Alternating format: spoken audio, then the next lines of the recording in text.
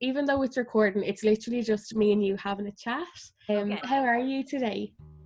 I'm doing great. I'm on this thing called fall break.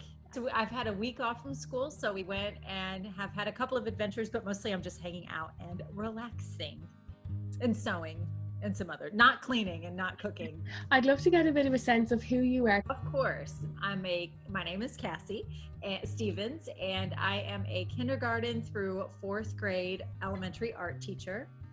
I've been teaching art to elementary age children for 22 years. I live in Nashville, Tennessee, which is considered the South in the United States. I'm actually originally from the Midwest, from Indiana. And I love teaching art. It's the best. It's a great job.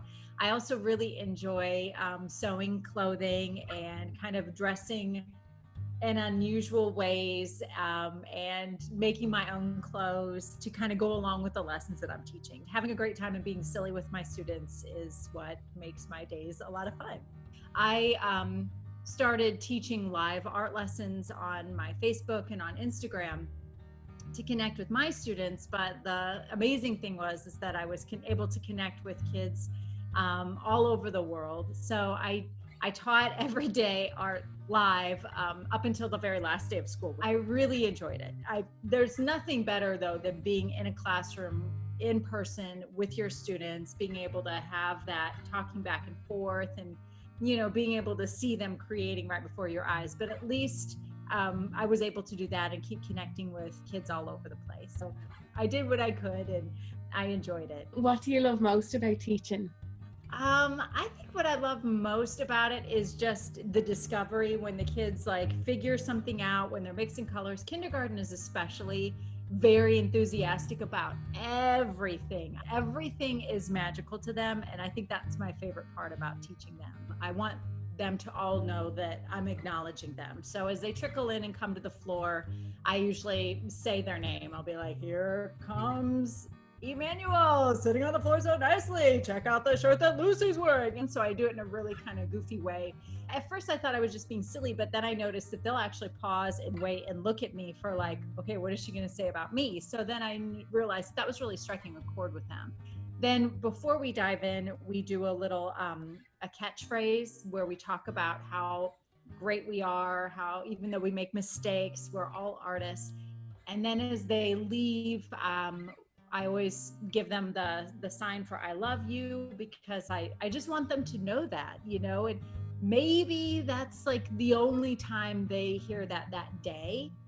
And I want to be able to give them that. If anything, I want them to know that they are loved, that I'm thrilled that they're there. Maybe they learned something, maybe they didn't, but at least they know that there's somebody who cares for them and about them. Wow. Where does that want come from to make them feel so loved? I guess it's just, I know that my students all come from a variety of backgrounds and different homes, and I just want them all to kind of be like a level playing field when they come in the art room, to know that they're all appreciated and loved. There's no right or wrong answer when it comes to art, because, when I was in school, we didn't have elementary art. I struggled with reading and I struggled with math. And I knew it, when you're a kid, okay, I'm not very good at this and I'm not very good at that. Then you've got one kid in the class who's the math kid and the other kid who's the sporty kid. And then you're thinking, where do I fit in? But I would occasionally have those teachers who would incorporate art projects into whatever it was we were doing. And then suddenly I had a place, because I had this one fifth grade teacher who was always like, okay, Cassie's our class artist, and I've suddenly had kind of a purpose. And I felt important in that room where I thought all those other kids were above me. So I never want one of my students to think that they're just the artist. I want them to all think that, so-and-so might be really great at drawing, but you're also a great artist because you can think outside of the box. So I just want them all to feel loved and appreciated, and just know that they are all perfectly capable of accomplishing something. And I think that just comes from my experience in school also, and having teachers that did that for me. It's important to figure out what your purpose is. It's also really okay to kind of change course and watch your purpose kind of evolve and develop and, become something else as you become something else. but I feel like my purpose is to let children know, whether it be the ones that are in my art room or the ones who watch my videos and do art with me, that they are capable, that they are unique and different and weird. I mean, I always emphasize how weird they are and how weird I am as not their typical adult kind of person that they see, and how it's okay to, in fact, it's a wonderful thing to embrace that and really share that and show that off to the world. You know, I think all of us go through that period where in high school or junior high where we just so badly want to fit in and we want to be just like one of the cool kids. Why not just embrace that, water that flower, watch it bloom, and then just embrace who you really and truly are. So that's the message that I want to kind of send out to my students and send out to the world. When I do silly dances on TikTok, and I don't really care if people think it looks ridiculous, it's good, it's fine. You should be able to do silly dances and not care. You should be able to wear unusual clothing and not care, you know, and as long as it's making you happy. I think that I really tried to fit into that teacher mold. I tried to really do what I thought I should be doing. And what I noticed was that when I allowed my personality and when I started teaching in an unusual way or using songs or being silly with the kids, that's what resonated with them. And it also resonated with me. It made teaching more enjoyable for me because I was just kind of being my true self. And then it also started with just kind of dressing a little unusually. I would wear some funky earrings and the kids would comment on it. And so I thought, well, this is resonating with them and I enjoy this. Why not just kind of step it up a notch? It's all about kind of getting comfortable in your own shoes, but it takes time. And I hope that for people, it doesn't take other people as long as it took me. I mean, I wish that I had embraced who I was a lot sooner and felt comfortable being who I was a lot sooner. But I was always a little bit thinking, oh, what will other people think? And what I started telling myself was a couple of things. First of all, other people probably aren't thinking about me as much as I'm thinking about me. And I think that's the biggest thing, you know? We get hung up on what other people are thinking about us. They're probably not thinking about you because they're too worried thinking about what other people are thinking about them. So that doesn't matter. And the other thing is this going to matter in 5 years? Or will I be happier in 5 years because I decided to kind of go with my gut, follow my heart, do what I wanted to do, and think about all the places in 5 years that freedom will take me. As a creative person, when I started teaching, I stopped creating because I thought I had to put all my focus and energy into teaching. So that's what I did. And then I started really disliking teaching because what happened was I wasn't spending any time creating myself. And I started to get a little bit bitter.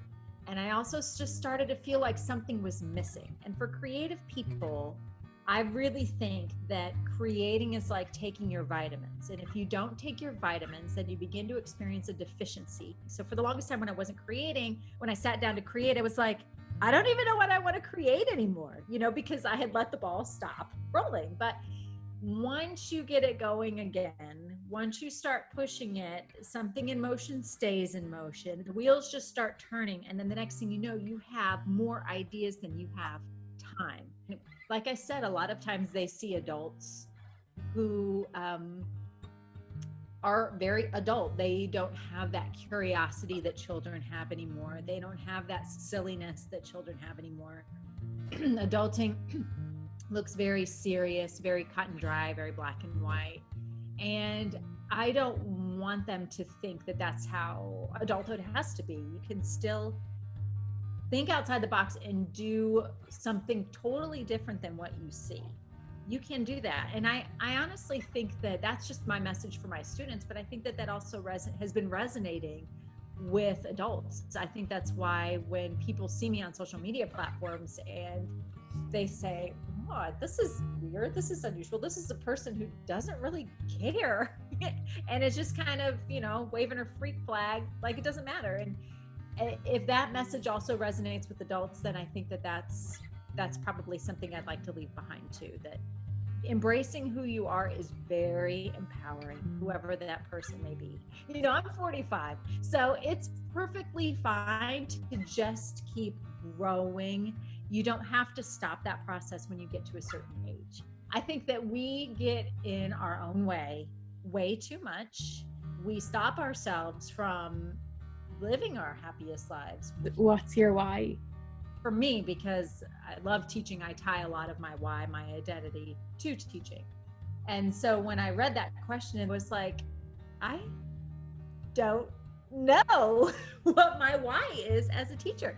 And I just thought, how crazy is that I have been teaching so long up until this point and I don't know why I'm doing it. So I started thinking that through and asking myself that question, which led me to a series of other questions. And in fact, it's funny that you asked this question because I have a couple of podcast episodes exactly about this, about how I arrived at my why when it comes to teaching. And I painted a big picture of it and it hangs in my room. And my why for my students and for teaching is I am here to help you become the masterpiece that I know you are. So that is my why. I go to school every day to lift those kids up, to let them know that they're amazing. They might not know it, they might not always think it, but I know it, I think it, and I'm there to help them see it, to be a mirror so that they can see what I see. So that is my teaching why, which, like I said, I mean, teaching for me is all encompassing. So I feel like that is also my why.